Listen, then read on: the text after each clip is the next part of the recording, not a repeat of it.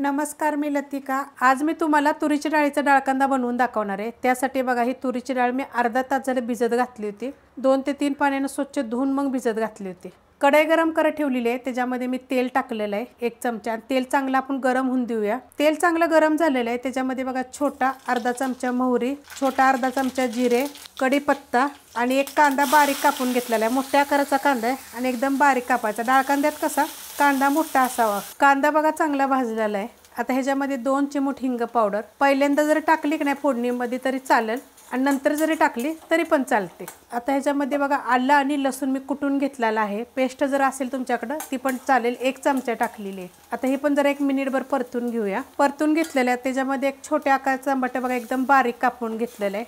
Tomato आवडत असेल तर टाका, नाही टाकलं तरी पण चालेल। आता ह्याला पण आपण 1 मिनिटभर परतून घेऊया। टमाटा टाकल्यावर बघा मिनिटभर परतून घेतलेलं आहे। थोडीशी हळद टाकायची, ही आपली घरची हळद आहे।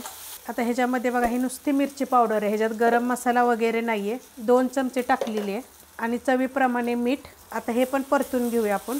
परतून घेतलेलं आहे, ह्याच्यामध्ये बघा अर्धा चमचा गरम मसाला पावडर। हलवल्यानंतर बघा ही डाळ जी आपण भिजत घातली होती, अर्धा तास भिजत घातली होती, 1 वाटीभर डाळ आहे।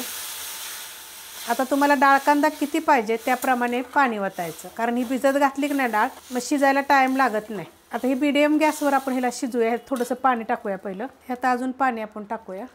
ही 4 ते 5 माणसाला डाळ कांदा पुरेल। आणि आता हे मीडियम गॅस आहे, मीडियम गॅसवर शिजून देऊया। डाळ कांदा बघा मीडियम गॅसवर ठेवला होता, मस्त असा झालेला आहे। छान अशी डाळ आपली शिजलेली आहे।